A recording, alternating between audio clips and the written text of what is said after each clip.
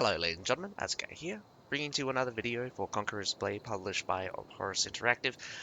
And we have a PTR update for... well, this is just a PTR update. There are going to be changes to the spear and the shield and spear, and we got some TW stuff. So, going straight into it, we have shield and spear balance changes. We got the anticipation time of Spartan Kick increased by 40%. The cooldown of Spartan Kick increases from 5 seconds to 10 seconds. I will express my opinion on this a bit later. So we have the territory war adjustments. So this has to do with a lot about kind of the warriors duel thing that they wanted to implement. And this is apparently for only forts. Forts are different, so there are 3 types. Well, technically there are 4 types of fiefs in the open world. So you have capitals. Oh, the Conqueror's Blade Shield of Capitals don't count. So those 4 are not classified as forts, technically. So you got the capitals, those thingies, forts, cities, and villages. This are only for forts. The Warriors Showdown are only for fort battles. I'm not sure entirely how this is going to affect Territory War, since I don't participate in Territory very much. But the Territory War adjustment is the Spartan Season TW Fort Battles 15v15 Warrior Showdown. So it changes to fort front participation rules. A declare war action is required to attack a fort. After declaring, the system will select the command house based on existing rules. If the fort is controlled by NPC forces, or if a legion successfully pitches camp at the fort, players with a title of Decanos or Patrol Leader and above in the Legion can register for battle.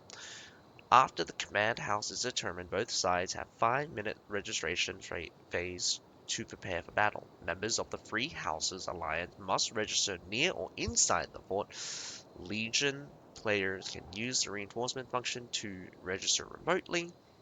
During the registration phase, the command house and the defending house will have their house leaders, deputy leaders, and marshals select 15 participants from the registered players. If the Legion is participating, the top 15 players with the highest acclaim will be selected from the registration list once the countdown ends.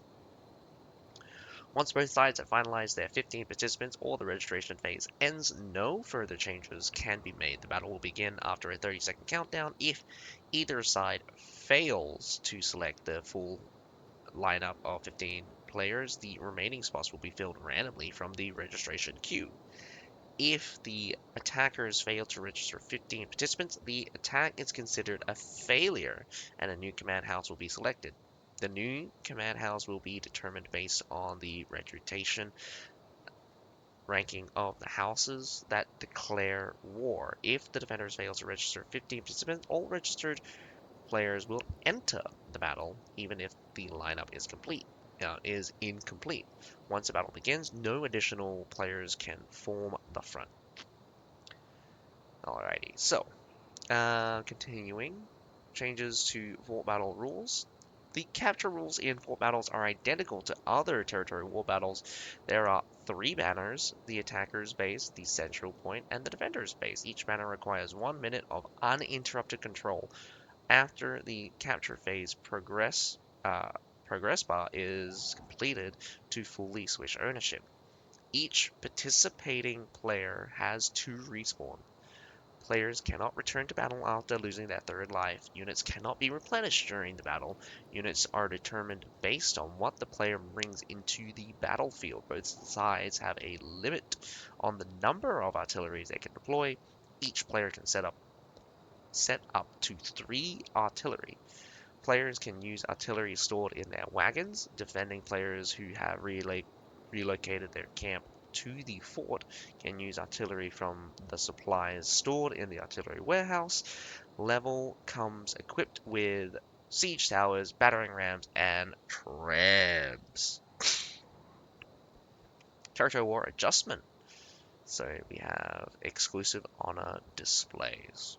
Players who participate in Warriors Showdown and achieve 5 victory in a single season will receive an avatar frame available in the current season. The frame will be removed at the start of the next season, and the victory count will be reset. If a house joins an alliance and the alliance achieves 5 Warriors Showdown victories in a single season, the house will receive a arms frame available in the current season.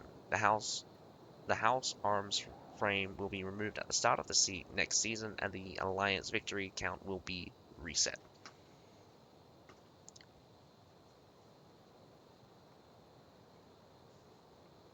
That's an interesting set of conditions. So a house has to be in an alliance. The alliance has to achieve 5 Warriors Showdown victory, and then they receive a frame, which is called the House Arms frame, which is strange because it's alliance based. So the alliance itself gives you the frame. What would happen if they leave the alliance that has achieved 5 Warriors Showdown? Would that be removed, or would you be given that? Would you be given that just because you joined the alliance temporarily? So many questions for something that just like seems very odd. Construction rules. Players with house-built structures permission can construct an artillery warehouse including house leaders, deputy leaders, marshals, and treasurers. Building an artillery warehouse costs 100,000 house funds.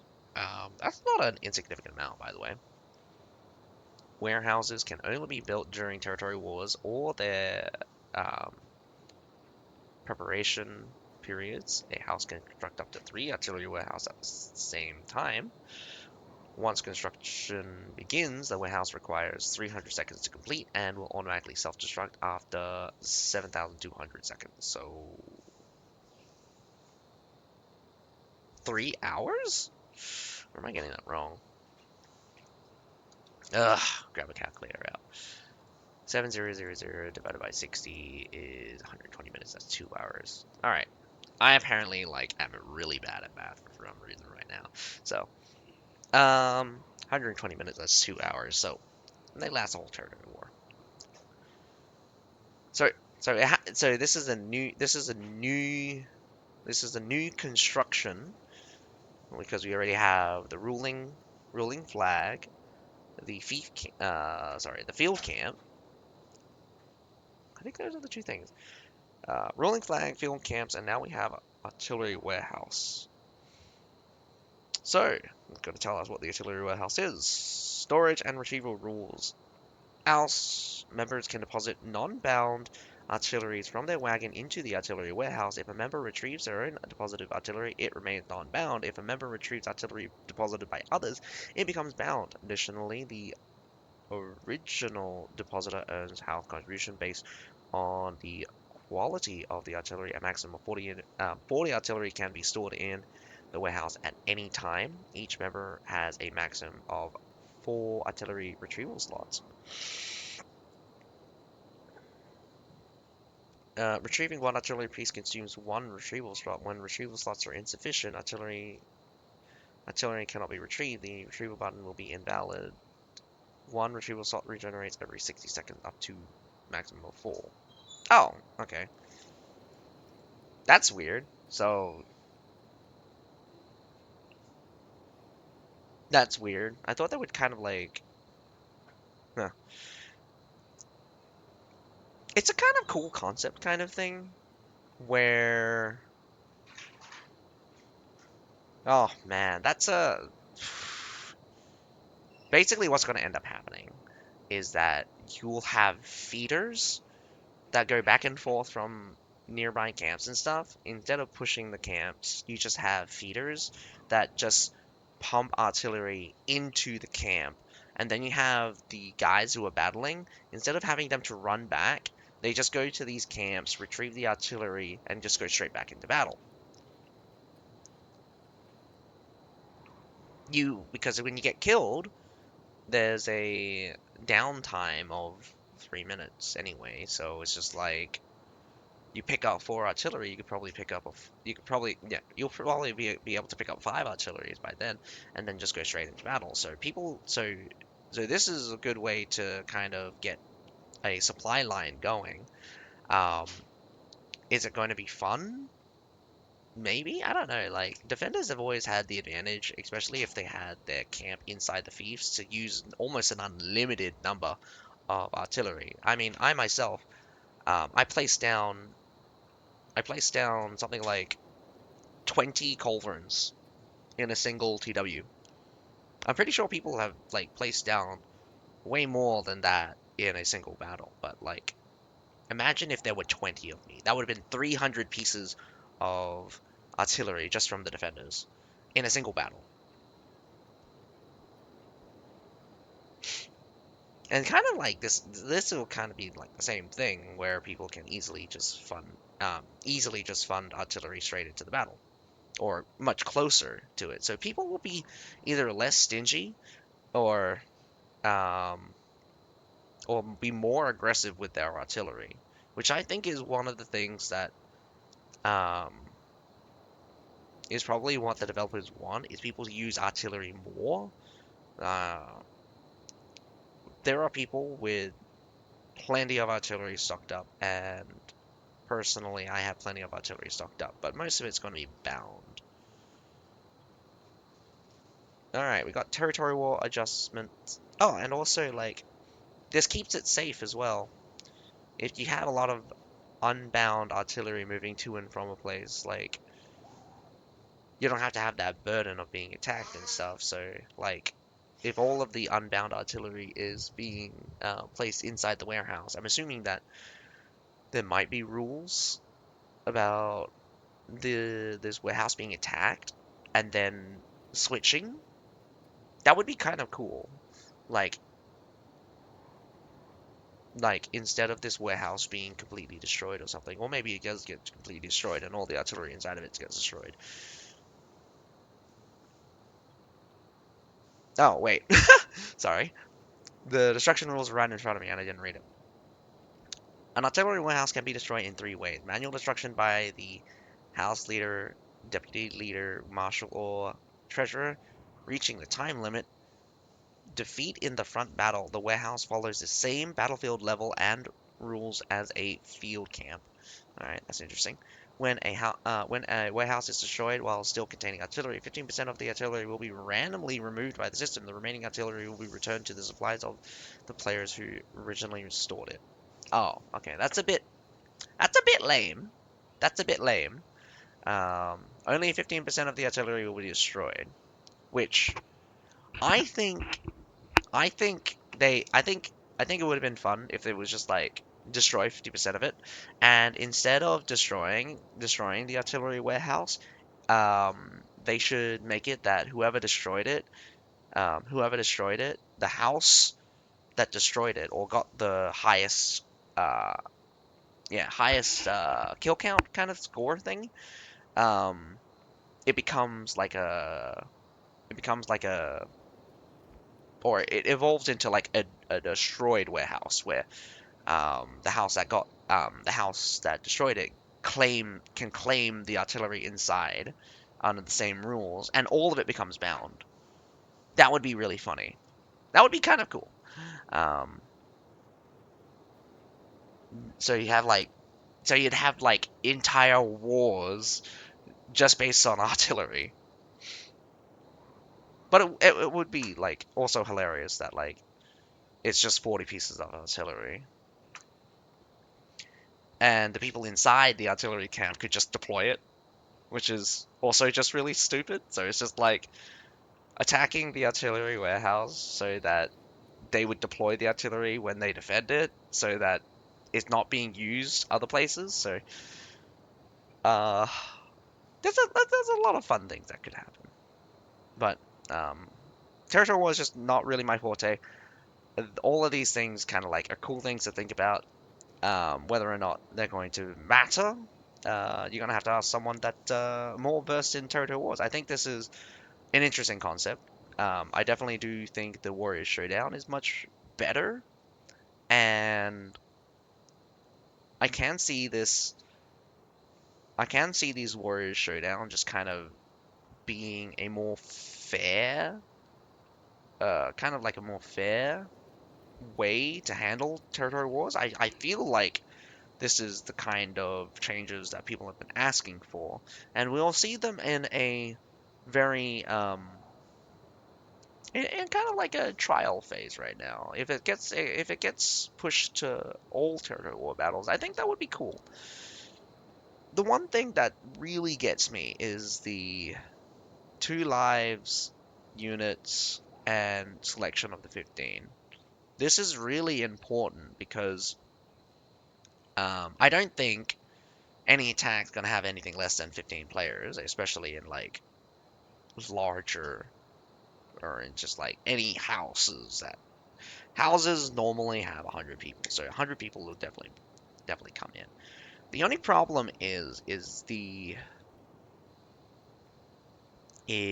kind of what I think a lot of people is going to fear are small houses not going to be able to attack ever because they won't be able to register 15 people because they'll probably get pulled into pursuit battles. Secondly, I think this just promotes a lot of defender bias because of the recent changes to, well, let's hope that for fort battles there is no NPC troops. That is the one thing that I think is going to be very important to know is if there is any NPC troops. If there's none in these fort battles, that um, this should be a really good. This should be really good. But yeah, it's going to be interesting because there's a lot of there's a lot of interesting things that are going to change when the rules of engagement changes.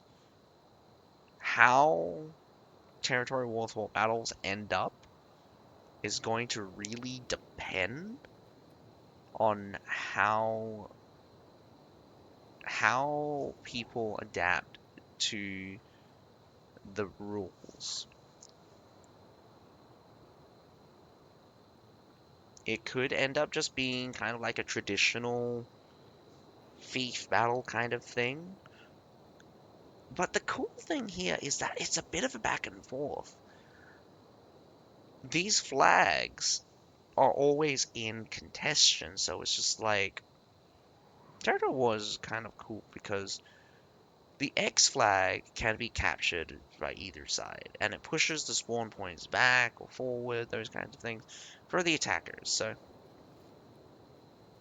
attackers really going to need to push in slow, uh, kind of break down the enemy defenses. So we're going to probably see a lot of focus on territory war maps that might have defender biases that that cannot be fixed or that is going to be uh, hard to overcome as the attackers. But anyway, those are the territory war changes. I mean, like I love thinking about it, but I don't. Um, the maps are not like Siege maps. Siege also has different rules. It's not going to be like CBL because CBL also has Siege rules, but it's kind of a mix of both. I kind of want to see Territory War battles again, if nothing else, just for the Warriors Showdown. Now back to the most important thing I think here, since I don't think everyone's going to do Territory Wars. I think everyone's going to be affected by the Shield and Spear balance. And the anticipation time of the Spartan kick increased by 40% is not a complete revert, but if what it's saying is correct, it's okay, so like if it took best way to explain it is that if it took 1 second for the kick for the kick animation, it was reduced down to half a second. This increases it back to by 40% of the half second, so it's going to go change to zero point 0.7 of a second. So it's still around about 30% faster, or supposedly 30% faster, with a kick that is now going to change from 5 to 10 seconds. Hopefully I didn't get kicked out. Um, I did open up the PTR, so we should. So we're gonna take a look at it on this. Now, I'm gonna say there are some things that I must express. I am used to the faster kick speed. So this kick here feels agonizingly slow, but it's nowhere near as slow as it was before. Like you can tell you're faster. You can still tell you're faster, but you hate it because you were so used to because we're so used to how fast we are. Now, I wanna express that like this kick having a 10-second cooldown just means that you're going through your combo. So like oh, hang on, just give me a second.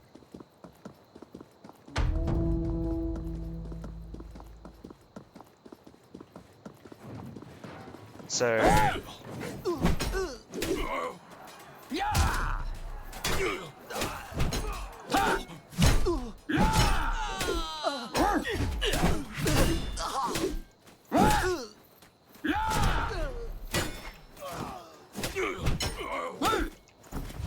So that's the I guess you guys probably noticed that as well, but like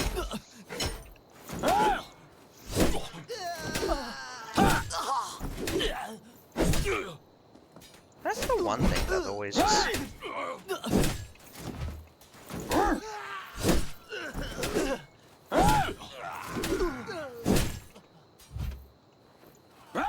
so you can kick, throw spear.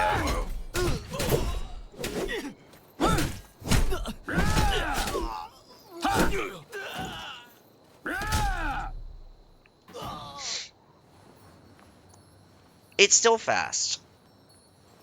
Is it still too fast? Personally, I think it is still too fast. And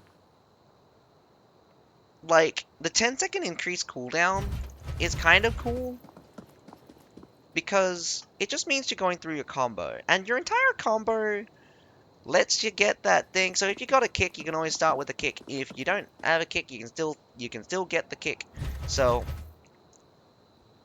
there is downtimes because the cooldown on your abilities are quite long. You can't just continuously fight. Well, you can fill it in with other things, but one thing that I think like people kind of underestimate for the new class is kind of the dash follow-up. Like the sidestep attack gives you blocking, and you can essentially buffer. Well, I mean, you can buffer like this one here, but you can't buffer the stab attack. So those will still go through. Also the interesting thing about like this attack is um you can hit everyone around you by flicking the thing, and you can't do it with this one because it's a singular hitbox. It's not a continuous hitbox. So you don't end up hitting like a whole row it's just bam bam. Well, it's a 3-hit. It's a 3-hit combo actually. But Yeah. So I still think this needs to be reverted completely. I think the slower kick is better for the game. Is it slow enough right now? I think people will say yes.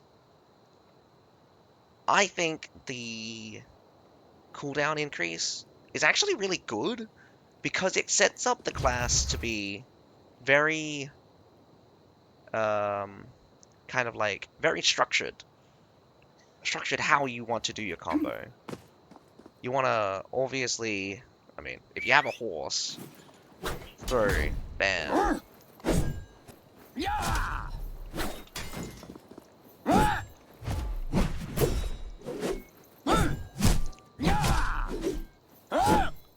And then you just kick again.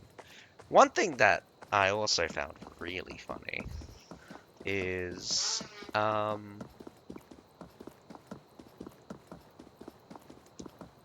man. One thing I found really funny is how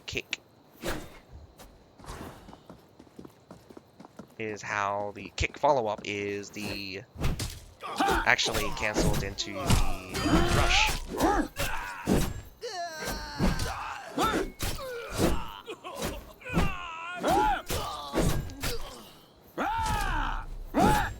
That is also one thing that's really annoying is you get trapped on a lot of shit. So your hitbox will get trapped. Oh, that's an interesting thing. So moving hitboxes can work sometimes, but not all the time.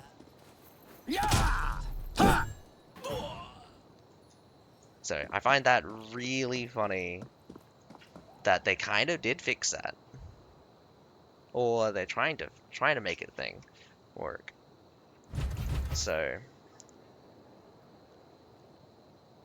the changes to Spartan Kick from the PTR to its release to its buff again to its nerf.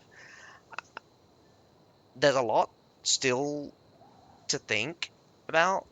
One change I think everyone's just kind of glossed over or kind of went under the radar was the hit limit was changed. On the original PTR, it would only be able to hit one person, but it would kick everyone. Sorry, not. It would only hit one person, but that projectile would then hit collateral. Um, so that was a fun thing. Like it made the ability very much weaker. The current implementation is that I can kick everyone. Like I can kick unlimited number, supposedly. Like at least a number so high that I can't even tell.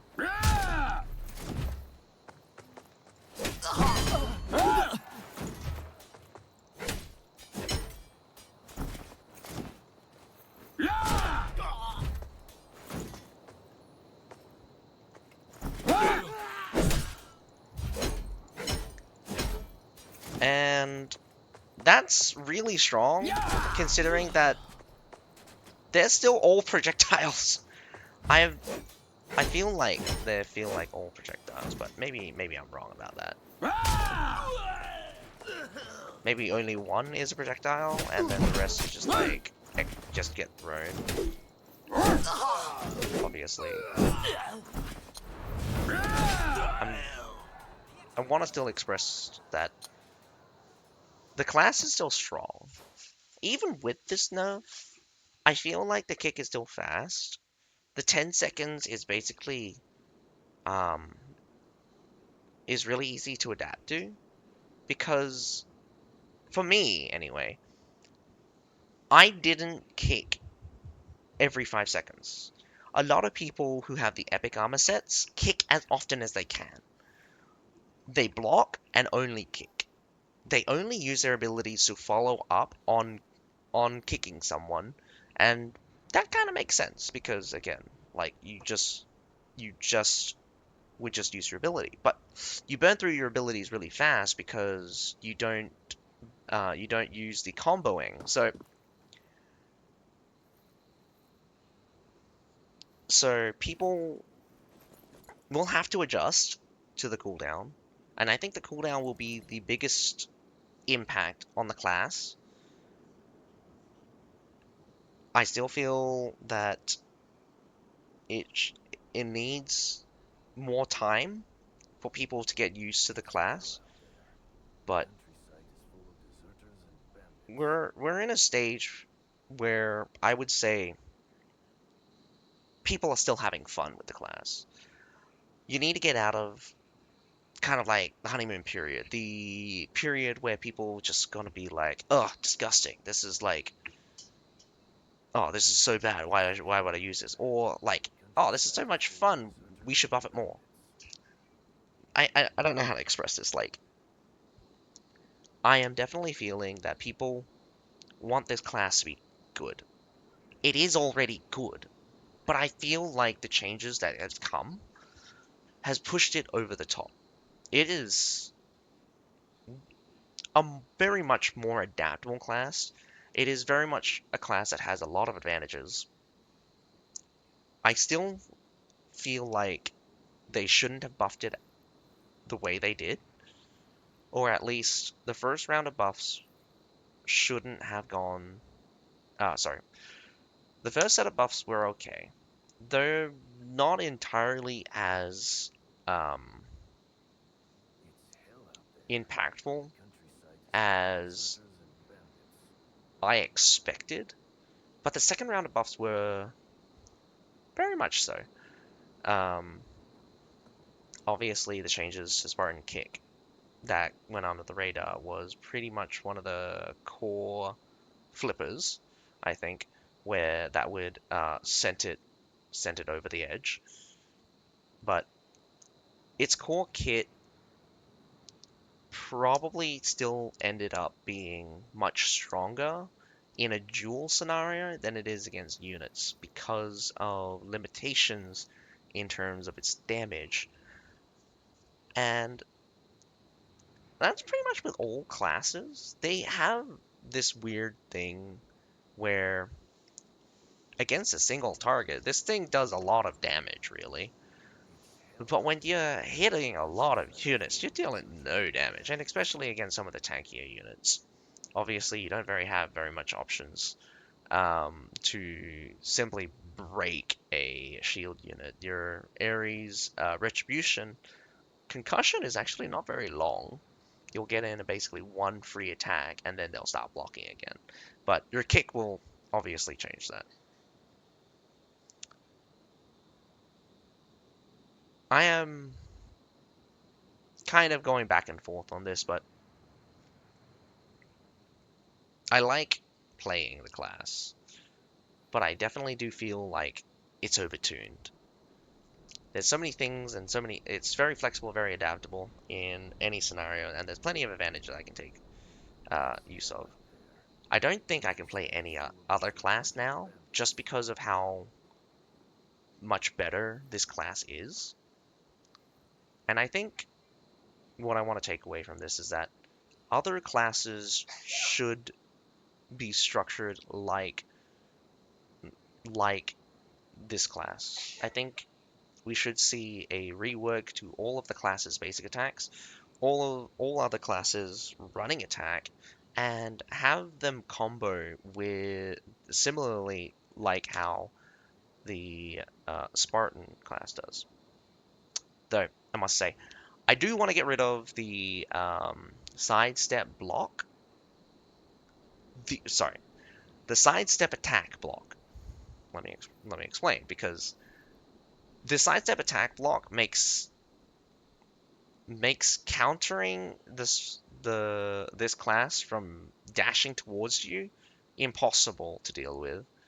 And those that abuse this are good at abusing it. But those that can't, fine. It's just like the mole sidestep basic attack thing. It's the exact same concept, but they just turned it up to 11. So um, I feel like that is pretty much needs to be uh, changed at the very least. But I'm feeling that I like playing the class. I don't think these nerfs are going to harm it in any way in terms of like fun, because it's not any fundamental changes. So it's still very much strong. I want more nerfs to the class, completely reverting the kick speed back down to original levels. And I feel like we could sit in a better spot if we kind of give it a little bit more weaknesses by removing some of the attacks it has block on. Particularly, Ares Cleave needs to get that second part removed. The second, I'll be honest, that thing hits like a truck. I've been hit by that, and I've been hit by that so many times, and I've been receiving 10k. Like 10k damage is a lot of damage. Yeah, I know it's on a 16-second cooldown, but it also has recovery and stuff. But yeah, I know I've spoken too long about this, but I really feel like people want this class to be strong just because it's new. I feel like people don't want balance, they just want change. I don't mind change, but I want change to make sense sometimes. So there's a lot of cool things about the new class, and the new class kick is still going to be very much strong. So take this as you will. I love the new class. I still think it's strong. I don't think these nerfs are going to uh, hinder the class very much. But other than that, I hope you guys enjoyed the video. But other than that, yeah. But other than that, I hope you guys enjoyed the video. My name is Asuka. Have a nice day. Bye for now.